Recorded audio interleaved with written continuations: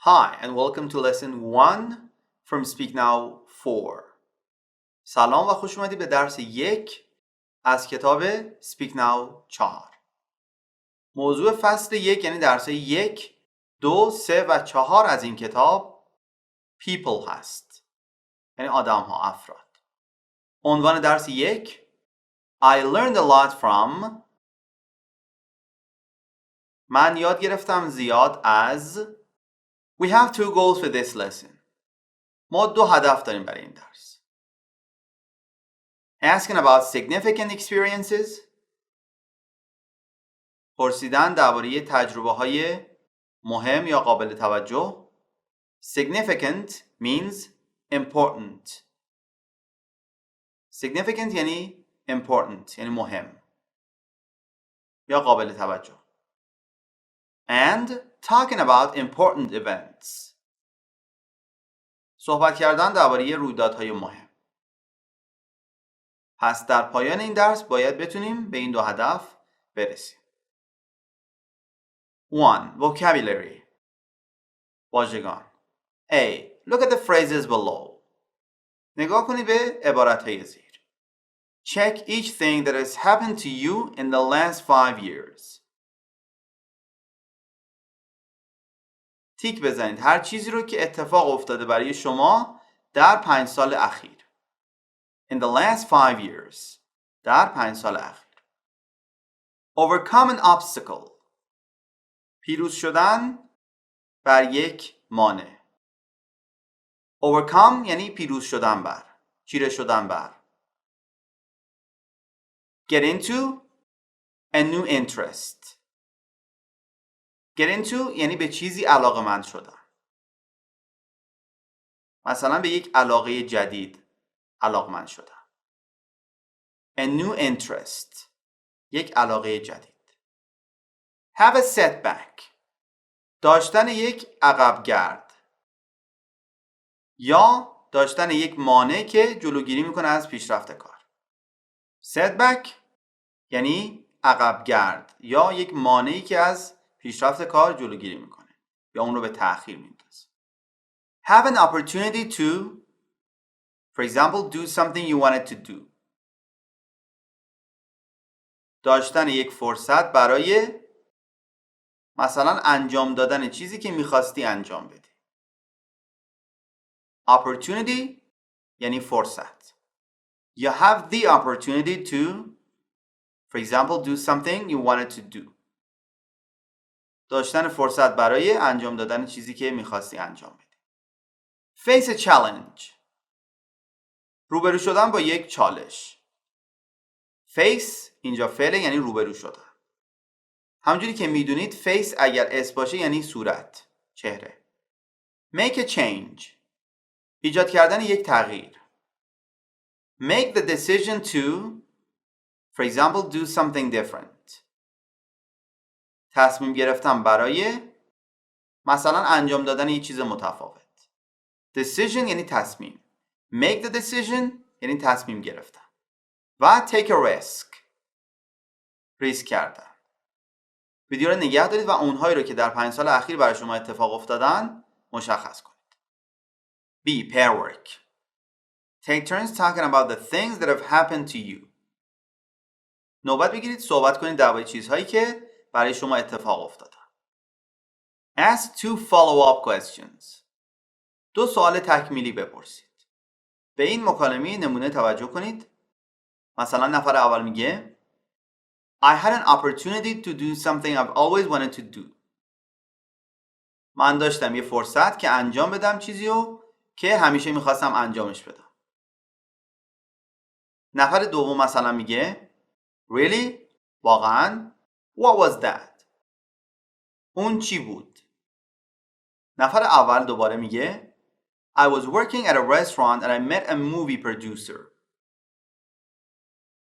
من کار میکردم در یه رستوران و آشنا شدم یا ملاقات کردم با یک تهیه کننده فیلم. Producer یعنی تولید کننده یا تهیه کننده. He asked me to audition for a small part in a movie that became really famous. او از من درخواست کرد که تست بدم برای یک نقش کوچیک در یک فیلم که خیلی مشهور شد. آدیشن یعنی تست دادن، مثلا برای بازیگری یا خوانندگی. پارت اینجا به معنی نقش هست. نفر دوم دوباره میگه Really؟ واقعاً؟ What movie؟ چه فیلمی؟ ویدیو رو نگه دارید و به این شکل درباره چیزهایی که برای شما از این موردها اتفاق افتاده صحبت کنید. اگر 2 نفر هستید 2 تا سوال تکمیلی هم از همدیگه بپرسید. 2. Conversation. مکالمه. A. Listen. گوش بدید. What happened to Louis recently? چه اتفاقی افتاد برای لوئیس اخیراً؟ What happened to Kristen? چه اتفاقی افتاد برای کریستین؟ Listen to the audio file of the conversation.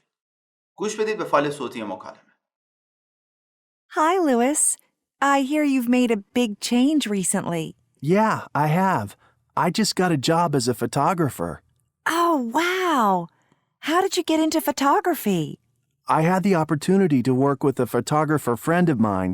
I learned a lot from working with him. I also learned that I wanted to be a professional photographer. That's great. Congratulations. Thanks. Oh, that reminds me. Anna tells me that you just moved. Yes, I did. I had a setback last month when I lost my job, but it turned out to be the best thing that ever happened to me. I just got a much better job, and I moved to Sao Paulo. I'm sorry to hear about your setback, but so glad to hear about your new job. Okay, now let's answer the questions. حالا بیا سوالا رو جواب بدیم. The first question. سوال اول. What happened to Louis recently? Pause the video and try to answer this question. ویدیو رو نگه دارید و سعی کنید به این سوال جواب بدید. The answer is جوابش میشه Louis recently had the chance to work with a photographer and he discovered he wants to become a professional photographer. لوئیس اخیراً این فرصت رو داشت که کار کنه با یک عکاس و او کشف کرد که میخواد یک عکاس حرفه‌ای بشه.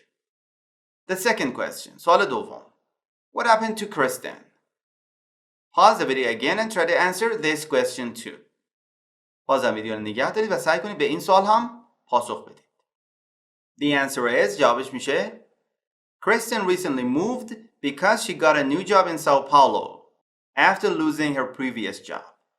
کریستین به تازگی نقل مکان کرده چون یک شغل جدید گرفته در ساو پائولو بعد از دست دادن شغل قبلیش. Now let's take a look at the conversation. حالا بیاید یه نگاهی به مکالمه بندازیم. Hi Louis. سلام لوئیس. I hear you made a big change recently. من میشنوم که تو یک تغییر بزرگ ایجاد کردی اخیراً. البته ما تو فارسی میگیم من شنیدم، نمیگیم من میشنوم. میگیم من شنیدم اینو. ولی به هر حال hear زمان حال ساده است. I hear من میشنوم. Yeah, I have. بله من این کارو کردم. یه تغییر بزرگ ایجاد کردم. I just got a job as a photographer. من به تازگی شغل گرفتم به عنوان یک عکاس. Photographer یعنی عکاس. Oh wow. How did you get into photography? چطور تو به عکاسی علاقه‌مند شدی؟ Get into یعنی به چیز جدیدی علاقه‌مند شدن. Photography یعنی عکاسی. I had the opportunity to work with a photographer friend of mine. من داشتم فرصت کار کردن با یک دوست عکاسم رو. A friend of mine یعنی یکی از دوستان. A photographer friend of mine یعنی یک دوست عکاسم رو. یکی از دوستام رو که عکاسه. I learned a lot from working with him. من خیلی یاد گرفتم از کار کردن با او. I also learned that I wanted to be a professional photographer. من همچنین یاد گرفتم یعنی فهمیدم که میخوام یک عکاس حرفه‌ای باشم. Professional یعنی حرفه‌ای. به صورت کلی وقتی که میخوایم درباره شغلمون در آینده صحبت بکنیم از I want to be استفاده میکنیم. مثلا میخوای بگی من میخوام یک معلم باشم I want to be a teacher. اینجا البته درباره گذشته صحبت میکنه ایدی گرفته فعل. That's great. عالیه. Congratulations. تبریک. تبریک میگم. Thanks. متشکرم. Oh, that reminds me. Anna tells me that you just moved. اون یادم آورد. آنا به من میگه که تو به تازگی نقل مکان کردی. That reminds me رو زمانی استفاده میکنیم که کسی کاری انجام داده یا چیزی گفته که باعث شده چیزی رو ما به یاد بیاریم. Remind یعنی یادآوری کردن. Yes, I did. بله این کارو کردم. نقل مکان کردم. I had a setback last month when I lost my job, but it turned out to be the best thing that ever happened to me. من یک عقبگرد داشتم یا یک مانعی داشتم که جلوی پیشرفتمو گرفت. ماه قبل که شغلمو از دست دادم. اما در آخر معلوم شد که اون بهترین چیزی بوده که تا الان برای من اتفاق افتاده. Turn out یعنی در آخر معلوم شد. Ever اینجا یعنی تا حالا. I just got a much better job and I moved to Sao Paulo. من به تازگی گرفتم یک شغل خیلی بهتر و نقل مکان کردم به سائو پائولو. I'm sorry to hear about your setback, but so glad to hear about your new job. من متاسفم که میشنوم درباره عقبگردت یا اون مانعی که جلوی پیشرفتت رو گرفت، اما خیلی خوشحالم که میشنوم درباره شغل جدیدت. Pause the video and practice the conversation. ویدیو رو نگه دارید و مکالمه رو تمرین کنید. B. Pair work. کار دو نفره. Practice the conversation. مکالمه رو تمرین کنید. خب شما مکالمه رو تمرین کردید. Then find the best places to add the sentences below to the conversation and practice it again. سپس پیدا کنید بهترین جاها رو برای اضافه کردن جمله‌های زیر به مکالمه و اونو دوباره تمرین کنید.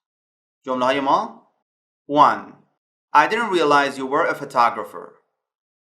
2. I hope I can visit. 3. I love it. 4. I've always wanted to live there. خب فعلا این 4 جمله رو معنی نمی‌کنم. ویدیو رو نگه دارید و این 4 جمله رو سعی کنید سر جای درستشون توی مکالمه قرار بدید. بعد ویدیو رو ادامه بدید.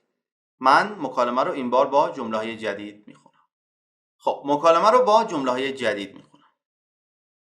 Hi Louis, I hear you've made a big change recently. Yeah, I have. I just got a job as a photographer. اینجا جمله شماره 3 قرار میگیره.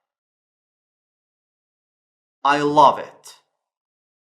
من عاشقشم. Oh wow. How did you get into photography? اینجا جمله شماره 1 قرار میگیره. I didn't realize you were a photographer. من پی نبردم که تو یک عکاس بودی. Realize اینجا یعنی پی بردن، فهمیدن. I had the opportunity to work with a photographer friend of mine. I learned a lot from working with him. I also learned that I wanted to be a professional photographer. That's great. Congratulations. Thanks. Oh, that reminds me. Anna tells me that you just moved. Yes, I did. I had a setback last month when I lost my job, but it turned out to be the best thing that ever happened to me. I just got a much better job and I moved to Sao Paulo. اینجا جمله شماره 4 قرار میگیره. I've always wanted to live there. من همیشه خواستم که اونجا زندگی کنم. I'm sorry to hear about your setback, but so glad to hear about your new job. اینجا جمله شماره 2 قرار میگیره. I hope I can visit. امیدوارم که بتونم سر بزنم. Visit یعنی بازدید کردن، دیدن. مثلا در این مورد سر زدن. Now pause the video again and practice the new conversation. حالا ویدیو رو دوباره نگه دارید و مکالمه جدید رو تمرین کنید. 3. Language booster. A. Notice the different ways we ask about significant experiences and talk about important events. توجه کنید به راه‌های متفاوتی که ما میپرسیم درباره تجربه‌های مهم، تجربه‌های قابل ملاحظه و صحبت میکنیم درباره رویدادهای مهم. Asking about significant experiences. پرسیدن درباره تجربه‌های مهم. مثلا شنیدی یکی تازه نقل مکان کرده. میتونی اینجوری دربارش ازش بپرسی. I hear that you just moved. من میشنوم که تو به تازگی نقل مکان کردی. از I hear that به اضافه اون خبر میتونی استفاده کنی. یا مثلا Anna tells me that we just moved. مثلا آنا به من میگه که تو به تازگی نقل مکان کردی. پس میتونی بگی I hear that، من میشنوم که یا شنیدم که، یا اینکه مثلا بگی Anna tells me that، آنا به من میگه که، یا هر شخص دیگه‌ای به من میگه که، یا به من گفته. همچنین اینجوری هم میتونید بگید Oh, that reminds me. For example, Anna tells me that you just moved. اون به یادم آورد. مثلا آنا به من میگه که تو به تازگی نقل مکان کردی. پس میتونید از that reminds me به اضافه اون خبر هم استفاده کنید. Talking about important events. صحبت کردن درباره رویدادهای مهم. مثلا اینجوری میتونیم بگیم It is one of the most exciting things I've ever done. اون یکی از هیجان انگیزترین چیزهاییه که من تا حالا انجام دادم. I've ever done یعنی تا حالا انجام دادم. It turned out to be the best thing that ever happened to me. در آخر معلوم شد که اون بهترین چیزیه که تا حالا برای من اتفاق افتاده. یا It's the best decision I've ever made. اون بهترین تصمیمیه که من تا حالا گرفتم. همچنین میتونیم بگیم It was one of the biggest challenges I've ever faced. اون یکی از بزرگترین چالش‌هایی بود که من تا حالا باهاش روبرو شدم. Pause the video and look at the chart, then continue the video. ویدیو رو نگه دارید و به جدول نگاه کنید، بعد ویدیو رو ادامه بدید. B. Pair work. Take turns asking and talking about an important event in your life.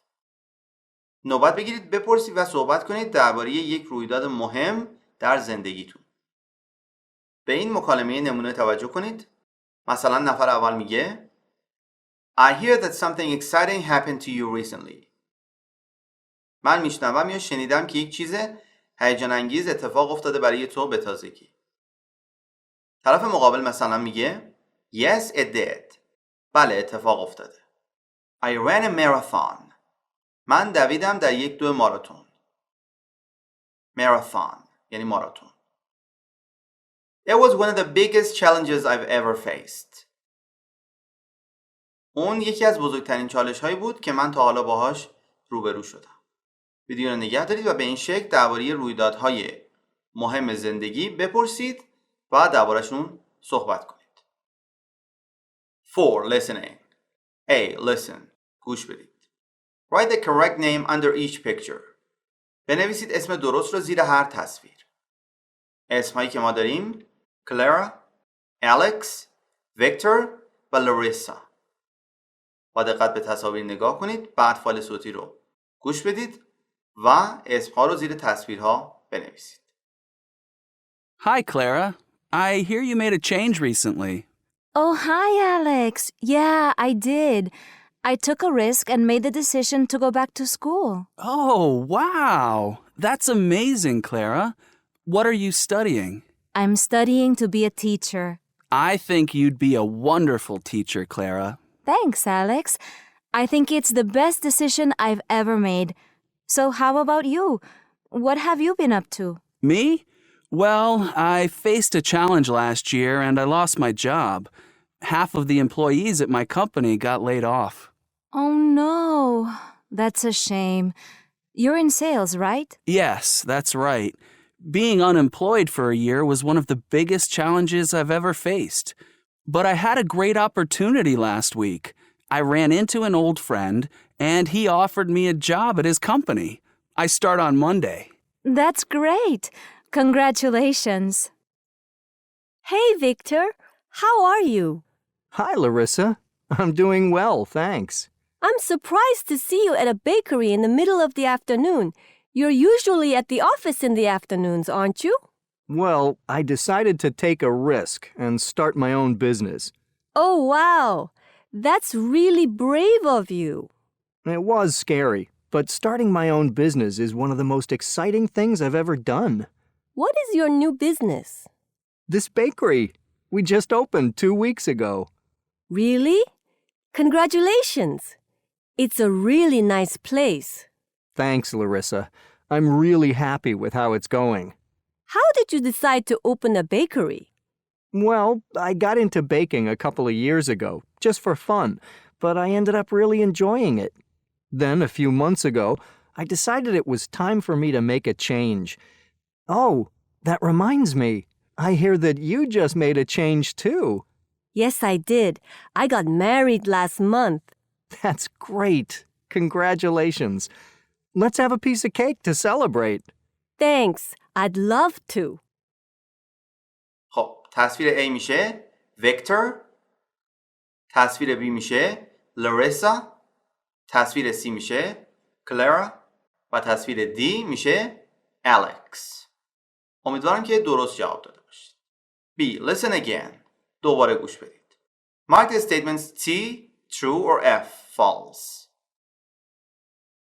علامت گذاری کنید جمله ها رو با T یعنی true درست یا F یعنی false اشتباه. Then compare your answers with a partner. سپس مقایسه کنید پاسخهاتون رو با یک شریک. منظور اون همکلاسی هست که باهاش تمرین و مطالعه میکنید. جمله های ما 1. Clara wants to be a teacher. 2. Alex lost his job last month. 3. Victor is studying to become a baker. 4. Larissa got married last year. فایل صوتی رو گوش بدید و مشخص کنید که کدوم جمله درسته T یا کدوم جمله غلطه F. خب جمله شماره 1 Clara wants to be a teacher درسته. کلارا میخواد یک معلم باشه. جمله شماره 2 Alex lost his job last month اشتباهه. اینجا گفته الکس ماه قبل شغلش رو از دست داد. اشتباهه. Alex lost his job last year. الکس شغلش رو از دست داد سال قبل نه ماه قبل. جمله شماره 3 Victor is studying to become a baker اشتباهه. اینجا گفته ویکتور داره مطالعه میکنه یا درس میخونه که یک نونوا بشه. اشتباهه. Victor opened his own bakery 2 weeks ago. ویکتور نونوایی خودش رو باز کرد 2 هفته پیش. و جمله شماره 4 Larissa got married last year. لارسا ازدواج کرد سال قبل. این جمله هم اشتباهه. Larissa got married last month. لارسا ازدواج کرد ماه قبل نه سال قبل. Speak with confidence. صحبت کنید با اطمینان. با اعتماد به نفس. A. Pair work. Complete each story below with your own idea. کامل کنید هر داستان زیر رو با ایده خودتون. Think of the most exciting and challenging things you can. فکر کنید به هیجان انگیزترین و چالش برانگیزترین چیزهایی که میتونید. Then share and respond to stories with your partner. سپس به اشتراک بذارید، در میون بذارید و پاسخ بدید به داستانها با شریکتون. Number 1. I faced a challenge. من روبرو شدم با یک چالش. 2. I overcame an obstacle. من پیروز شدم بر یک مانع. 3. I took a risk. من یک ریسک کردم. I made a decision to. من تصمیم گرفتم که مثلا جمله اول من اینجوری ادامه دادم. It looked really hard to attract customers. خیلی سخت به نظر می رسید که مشتری جذب کنی. جمله دوم اینجوری ادامه دادم. I tried hard and managed to overcome my financial problems. من سخت کار کردم و موفق شدم که پیروز بشم بر مشکلات مالی. و جمله سوم اینجوری تموم کردم. I made the decision to change my job. من تصمیم گرفتم که شغلم رو عوض کنم. ویدیو رو نگه دارید و این داستان‌ها رو با ایده‌های خودتون کامل کنید. سعی کنید به هیجان انگیزترین و چالش برانگیزترین چیزهایی که میتونید فکر کنید. بعدش اونا رو بیان کنید و اگر 2 نفری دارید کار میکنید به داستان‌های همدیگه پاسخ بدید. B. Group work. کار گروهی. Join another pair and share and respond to stories. بپیوندید به یک جفت دیگه، به 2 نفر دیگه و داستان‌هاتون رو به اشتراک بذارید و بهشون پاسخ بدید. این فعالیت رو البته زمانی باید انجام بدید که به شکل گروهی دارید این ویدیو رو تماشا میکنید. Now we've come to the end of lesson 1. I hope you've learned it well and was useful and enjoyable for you. الان به پایان درس 1 رسیدیم. امیدوارم که این درس رو به خوبی یاد گرفته باشید، براتون مفید بوده باشه و ازش لذت برده باشید. در درس بعدی که یک درس گرامر هست، زمان present perfect، حال کامل یا ماضی نقلی رو با هم بررسی خواهیم کرد. Don't forget to practice. تمرین رو فراموش نکنید. Have a good time.